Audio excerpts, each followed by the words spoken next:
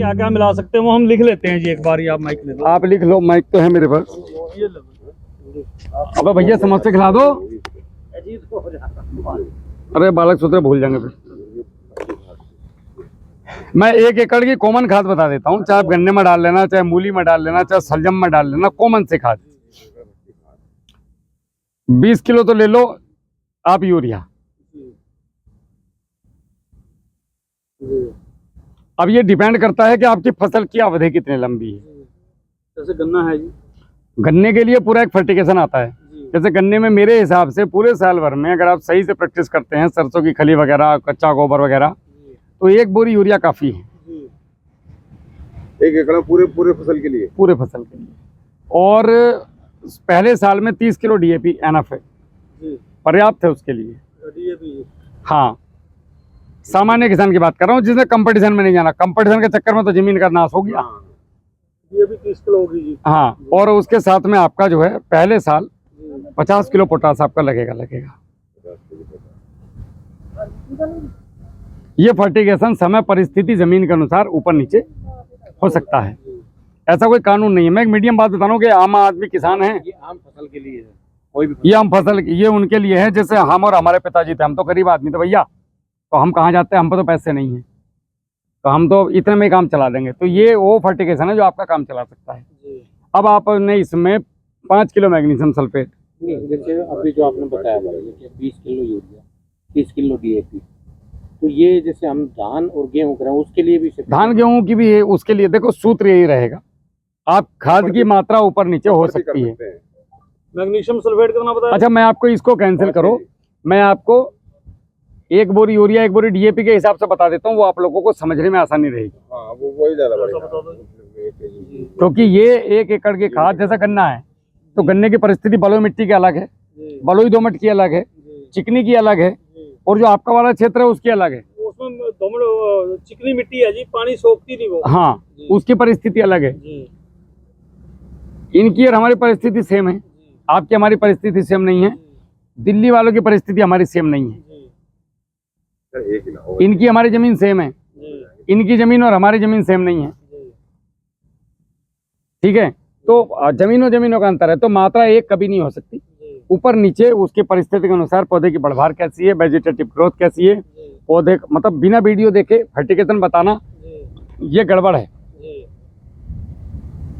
बिना वो देखे। तो एक कॉमन सा मान लो कि अगर आप अपने खेत में 1 बोरी यूरिया देना चाहते हैं, 2 मिनट रोक लो जी, लिख लें एक बार। हाँ, इसके लिए एक बात और नहीं हो जाए राहुल जी, कोई भी फसल हो, वेजिटेटिव ग्रोथ या कुछ भी, वो जमीन की एक बार जांच हो, उसका पीएच या मैं वही बता रहा हूँ। सबसे पहले तो मिट्टी की जांच कराओ, हाँ, खेती करने से पहले। हाँ, उसके आधार पे वो हमें भेज दो, हाँ, हम उसके आधार पे कौन सी फसल आपको लगानी है, उसमें पूरे फसल में अब कितना फर्टिगेशन आपको देना है वो हम लोग बता देंगे। अब जो पड़ा हुआ है पर्याप्त, जिसे वो दिखा रही है मशीन, उसे मशीन ने तो दिखा दिया है, लेकिन जब तक उसको मेल्ट नहीं करोगे, बॉन्डिंग नहीं तोड़ोगे, तब तक वो मिलेगा नहीं। तो वही तो हम लोग कर रहे हैं, इसलिए तो थोड़ी जरूरत होती है एक साथ की। अब मैं आपको एक बोरी के हिसाब से बता देता हूँ कि हमें क्या करना चाहिए। अगर आप अपने खेत में 1 बोरी यूरिया दे रहे हैं, वो 1 एकड़ में दे दो चाहे 10 एकड़ में दे दो, तो उसके साथ में आपका किसी भी हालत में ये मान के चलो कि 10 किलो 5 किलो जिंक जाना ही जाना है। ये खेत के तैयारी पे दे दो आप कभी भी। अब ये जिंक आप जैविक से दे दो, जैविक चीजें बनाओ और वो पानी के साथ चलाओ, और रासायनिक से बॉन्डिंग तोड़ के दे दो, या कैसे भी दे दो। फिलहाल में रासायनिक, क्योंकि 90% लोग इसे ढर्रे पे चल रहा है, तो इसको कैसे उपलब्ध कराना जमीन को वो बताऊंगा। 5 किलो जिंक हो गया, यूरिया के साथ 5 किलो जिंक जानी है। अगर यूरिया दोगे 1 बोरी तो 5 किलो जिंक नहीं देने को तो जमीन खा जाएगा। यो रोग प्रतिरोधक क्षमता फिनिश। इसके साथ में 5 किलो आयरन। अभी आप लिख लो, फिर कैसे कैसे देना वो मैं आपको बता देता हूँ। अब आपका आ गया डीएपी, 1 बोरी डीएपी। ये यूरिया के साथ होगी, आप डीएपी के साथ बताओ। 1 बोरी डीएपी के साथ 5 किलो मैग्नीशियम सल्फेट। हाँ, मैग्नीशियम 1 बोरी पोटास के साथ 5 किलो कैल्शियम नाइट्रेट। नहीं तो ये तो आप भट्टी खाद बनाना बता रहे हो ना जी? नहीं पहले इंग्रेडिएंट लिखवा रहा हूँ। हालांकि ये 315 में बता रखा है मैंने, 357 में बता रखा है, समझा रखा है पूरा। 1 घंटे मऊ में सवाल जवाब जैसा आपके दे रहा हूँ, मऊ जिले में बैठ के पूरे सवाल जवाब दिए। 1 घंटा 7 मिनट की वीडियो है। अभी आप इसमें लिखो पोटास 50 किलो, उसके जगह 5 किलो कैल्शियम नाइट्रेट उसके साथ। पोटाश 50 केजी जी? हाँ जी, एक बोरी के साथ जी। आप जितना भी डालो इसके हिसाब से कैलकुलेट कर लेना, सूत्र यही रहेगा। कैल्शियम नाइट्रेट कितना जी? कैल्शियम नाइट्रेट आप ले लो जो है 5 किलो, ठीक है। बताऊंगा, पहले इसे बता दूं, है नहीं। जी। उसके बाद तुम्हारे सवालों के जवाब ही देने बुलाया हूँ मैं, इसलिए तो आज मिलने का मन यही था कि हम लोग एक दूसरे के सवालों के जवाब लेके जाएं यहाँ से। इतना हो गया। अब बात आती है सल्फर की। जी। तो सल्फर आपने डालना है, ये मैग्नीशियम और कैल्शियम दोनों मिला के कितनी हो गई? 10 किलो। जी। 10 किलो का 50% कितना होता है? 5 किलो जी। 5 किलो। इन दोनों का 20% डालना है। 10 किलो का 20% कितना हुआ? 2 किलो। तो 2 किलो सल्फर WDG। अब वो WDG फॉर्म में दे लो या गंधक को डिकम्पोजर में डाल के या गौमूत्र गुड़ के साथ रख लो। 90% दानेदार भी दे सकते हो बेंजुएट, वो अगर आपका वो लंबी टाइम वाली है तो। वरना मैं तो केले वाला हूँ तो WDG वाला थोड़ा ज़्यादा ठीक लगता है मेरे को। दे दिया साहब। अब 1 किलो आ जाएगा इसकी जड़ में पोटेशियम होमेट। पोटेशियम होमेट 1 किलो देना जी? 1 किलो एक फसल में एक बार में काफ़ी है। अगर आपने बुवाई पे दे दिया ना ये, या बुवाई के 20 दिन बाद पहले पानी पे दे दिया, मिलेगा हमारे यहाँ मिल जा तो हमारे यहाँ से ले लो, हमारी भी रोजी रोटी चल जाएगी। ये समोसे के लिए पैसे भी आ जाएंगे हमारे पास फिर। कोला बेच रहा है भाई। लो हंस रहे भाई, मैं तो सच बोल रहा हूँ। कहाँ से लाऊंगा पैसे बताइए भाई, जमीन बेचू क्या? फुलबेट भी है ना अपने पास? हाँ फुल बेट भी है, गन्ना गुरु है, केला गुरु है, पोटेशियम फुल बेट है। और जैसे अभी सुबह बात चल रही थी कि साहब हमारी जमीन मजबूत नहीं है, डेक्स्ट्रा किंग है, और उसके बाद HDL प्रोटीन है, मिक्स न्यूट्री है, ये सब चीजें हैं। मैं सारी चीज बता दूंगा। अभी पहले ये लिख लो, ये भट्टी का भटक जाओगे नहीं तो। और फुल वेट लेना आधा किलो। ये पूरी फसल के लिए है आधा किलो। कभी एक ही बार में डाल के दोबारा फिर सोचो कि कल को बोरी डालनी, फिर एक पलट दूं, फिर इसी बढ़ जाएगी। इसी मतलब होता है इलेक्ट्रिक कंडक्टिविटी। वोल्टेज ज्यादा आएंगे तो मोटर फूक जाएगा, कम आएंगे तो मोटर फूक जाएगा। आपको दिक्कत ना हो रही?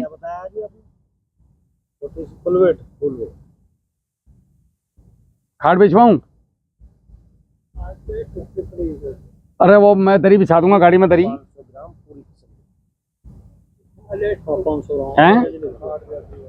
आपको बिछा दे नीचे आराम से, कोई बात नहीं। लिख लिया जी? ले भाई ले चटाई। या एक काम करूं पापा जी,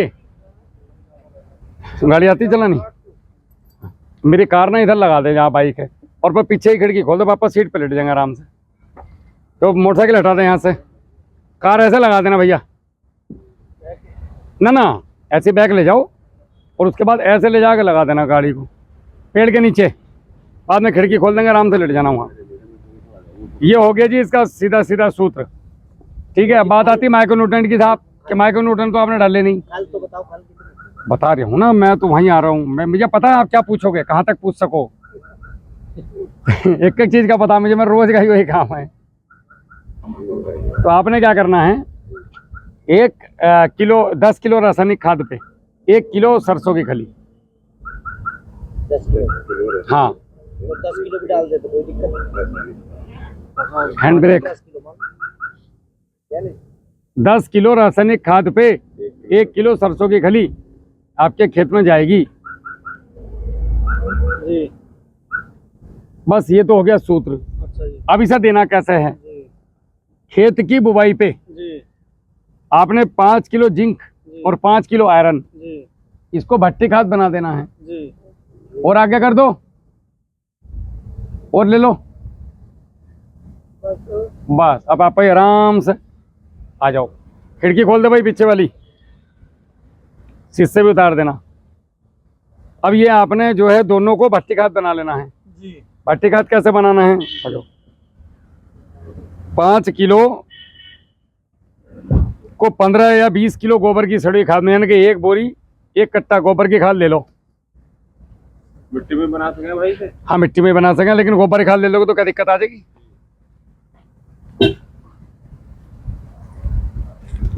हाँ ठीक, बैठ दे दो मुझे। वो वाला भी खोल दिया भैया, पीछे खिड़की जरा गर्म बड़ी हो रही। गर्म, ये धूम में खड़ी थी ना। हाँ ऐसे खोल दो, शीशा खोल दो, बल्कि खिड़की खोल दो, जोड़ दिया 90 डिग्री खुल जाओ। तो आराम से लेटे रहो मजे से। तो गोबर की इन परिस्थितियों में काम करना आसान नहीं होता आदमी के लिए, ये विचलित करने वाली परिस्थितियां हैं। आपने ले लिया 5-5 किलो, अमित भाई समझ में आ रहा है? ये 5-5 किलो आपने ले लिया। 5-5 किलो लेने के बाद आपने इसको 1-1 बोरी गोबर की सड़े खाद में मिला लिया। इसके ऊपर थोड़ा पानी छिड़क दिया। पॉसिबल हुआ तो थोड़ा सा गौमूत्र या डिकम्पोजर, कोई भी जैविक तरल पदार्थ, गुड़, थोड़ा सा गुड़ का पानी, 1 गिंदोड़ा घोल लो, 1-2 लीटर पानी में छिड़क दिया। अब इसे अच्छे से मिला करके और एकदम उसी बोरी में यूरिया DAP की बोरी में डालकर मुंह बांध के इसका बिल्कुल टाइट करके और उल्टा करके अच्छा जी, रख दो। 2 दिन के अगर खुला रखोगे, अगर इसको खुला, जिंक को अलग रखना है, DAP को अलग रखना है, तो इसको उसी बोरी में रख के और कट्टे को अगर सीधा खड़ा कर दिया तो गैस कुछ भी कर लो रिलीज होती है, कट्टे में से भी निकलती है। हमने क्या करना है, इसको मोधा पा दो, उल्टा कर दो और इनको भूल जाओ रख के 10-15 दिन के लिए। का बताया ना भी। हाँ हाँ हाँ, पहली प्रक्रिया बता रहा हूँ सबसे पहली। तो 10 यूरिया नहीं, 10 दिन के लिए भूल जाओ इसको। अच्छा जी, जिंक और आयरन को। हाँ, अब आपका जो कैल्शियम है, तो कैल्शियम हम एकदम तो देंगे नहीं, हमें जरूरत पड़ेगी अगर 20 दिन के बाद। कैल्शियम की जरूरत कब पड़ती है? जब किसी भी पौधे में डंडी पड़नी चालू हो जाती है। करना पड़ेगा तो। गन्ना नहीं, मैं गेहूं की भी बात कर रहा हूँ, धान की भी बात कर रहा हूँ, कोई भी फसल हो, जब उसमें एक आपकी वो डंडी सी पड़नी चालू हो जाए उस अवस्था में, तो कैल्शियम को कैसे देना है? कैल्शियम को भट्टी खाद बना के मिट्टी में रखना है 2 दिन के लिए, उसके बाद खेत में फेंक दो। अब जितना भी खाद बचा इसके अलावा, इसको सबको एक साथ मिलाओ। 3 गुना गोबर की सड़ी हुई खाद या वर्मी कंपोस्ट या कोई भी बायोमास जैसे शुगर मिल की मैली वगैरह, कुछ ना मिले तो आपके खेत की मिट्टी, और इसके अंदर गुड़ का पानी, सरसों की खली को बारीक कर लो। अगर बारीक ना कर पाओ प्रैक्टिकली, तो इसको होता क्या है कि आदमी कह देता है बारीक कर लो, लेकिन कहना बहुत मुश्किल है। 1-2-4 बीघे जमीन तो है नहीं, 50-50 बीघे जमीन लोग कहाँ तक करेंगे? तो इसके ऊपर पानी छिड़क दो 1-2 घंटे पहले, फूल जाएगी। उसके बाद उसमें मिला करके बढ़िया करके फावड़े से 2-3 काट मारो, और जब मॉइस्चर ऐसा रह जाए कि जैसे मध्य प्रदेश वाली वीडियो में दिखाया मैंने, हाथ में लिया तो लड्डू बन गया, इस हाथ पे छोड़ा तो फूट गया, ये करेक्ट मॉइस्चर है। अब इसको 10 दिन के लिए कतई नहीं खोलना, एकदम चारों तरफ से। नीचे भी पन्नी होनी चाहिए, 12x14 की पन्नी ले आओ, 250 रुपए की, 280 रुपए की पन्नी देगा, और ऊपर से भी पन्नी, ये एकदम पैक कर दो इसको। अनएरोबिक कंडीशन, आजकल बैग आ रहे हैं ना अनएरोबिक वाले, अनएरोबिक रखना है, वो यही सिस्टम है सेम। इसकी बॉन्डिंग को तोड़ देगा ये। आपका जो 2 किलो 10 किलो गोबर उसमें डाल रहे हो आप अनएरोबिक में, और गुड़ डाल रहे हो, उसको नैनो में तोड़ देता है वो। समझ रहे हैं बात? ये भी वही प्रक्रिया है। तो ये आप डाल 10 दिन के बाद आप इसको खेत में यूज करो। ये जो आपने जिंक कार्बो बनाए थे, वो चाहे तो आप मिला सकते हो लास्ट में एक साथ, इसको बाद में लास्ट में मिला दो इसके बीच में। बॉन्डिंग तोड़ने के बाद। यूरिया को जो बनाना है, यूरिया को जो बनाना है वो 2 दिन पहले बना दो, क्योंकि यूरिया की प्रक्रिया 2 दिन के बाद खत्म होने की चालू हो जाती है, लगना चालू हो जाता है वो। तो केमिकल प्रक्रियाएं जो भी होंगे वो मिट्टी में हो जाएंगी आपकी बाहर। इससे बहुत लोगों को फायदा हो रहा है अनंत। कैल्शियम नाइट्रेट और ये जो जिंक है और ये जो आयरन है, ये 10 दिन पहले बना लो, इनको भी 2 दिन पहले बनाना जी। नहीं, जिंक और आयरन को तो 10 दिन पहले बनाना है, 2 दिन में नहीं टूटेगा ना उसका। कैल्शियम नाइट्रेट 2 दिन में केवल उसका टूट रहा है जिसमें नाइट्रेट है। अच्छा, कैल्शियम नाइट्रेट भी टूट जाएगा। किसमें है? कैल्शियम नाइट्रेट और यूरिया, इन दोनों को 2 दिन में बनाना है मिट्टी में, बाकी को सब का 10 दिन सिंपल सा वो है। ये भट्टी खाद बन गई। अब आपका जितना मन है उसके हिसाब से ये क्वांटिटी रखनी है। अगर आप ये सारी चीजें देते हैं, आप यकीन मानो आपकी फसल में एक तो टेस्ट आएगा, और आपके खेत का पोषण बढ़ेगा, और आपकी फसल जो खाएगा, चाहे आप ही खाओ, शरीर पुष्ट होगा, उससे ताकत आएगी बॉडी के अंदर। खाली यूरिया फेंक दिए, गेहूं पैदा कर लिया, ना उसमें जिंक है, ना उसमें फास्फोरस है, ना आयरन है, चौथा उसमें ना, तो हमें कहाँ से मिल जाएगा? सोचने वाली बात है। और जैसे ये जैव रसायन है जी, जैव रसायन को जब बनाना है तो ढक्कन एयर टाइट रखना है या खुला भी हो तो बन जाता है? इसका एक नियम है, जी जो लोग बताते नहीं, बताना चाहिए उनको पूरी बात। जी नियम ये है कि पहली बार ढक्कन लगा दिया, जी हर हफ्ते उसको खोलना नहीं है, जी ढीला किया, जी हवा निकल गई, फुस जी टाइट कर दिया। जी पहले महीने जी 4 बार हवा निकालनी है, जी चारों हफ्ते। जी 4 इतवार मतलब 4 इतवार, 12 बजे मतलब 12 बजे, जी समझ गए। जी। अगली बार 14 दिन पे अच्छा जी 12 बजे मतलब 12 बजे। जी तीसरे महीने केवल एक बार जी 15 दिन पे। जी। 5 बार खुलेगा ढक्कन, सिर्फ 4 और 2 6 7 बार जैसे वो ढक्कन नहीं खुलेगा, केवल हवा निकलेगी। अब छोड़ दो कोई क्या कह रहा है, परम सत्य यही है वो वेस्ट डिकम्पोजर वाला जो 21 दिन में बनता है या जीवाणु जेल वाला वो 21 दिन में बन जाता है जी। जी। उसकी भी गैस निकालनी है या उसको ऐसे 21 मैंने उस पर काम ही ना करा कुछ। अब वो अब आया, अच्छा अच्छा अब तक तो अपने 20 फार्मूले अपने खुद के निकल गए। जी जी अब जैसे 21 दिन का आप बता रहे हैं, जी। अब वो तो वही बता पाएंगे जिन्होंने उसका प्रैक्टिकल किया। मैंने अभी तो ताराचंद प्रैक्टिकल बेलजी वाले बताते हैं जी, उनका जो जीवाणु जल है वो कह रहे हैं कि हमारा 21 दिन में ये तैयार हो जाता है। हाँ, तो वो उसके बारे में तो वही बता पाएंगे। उसमें जो है चीजें अच्छी हैं, जिसकी भी अच्छी लगे करो, सबकी करो, दिक्कत कहाँ है।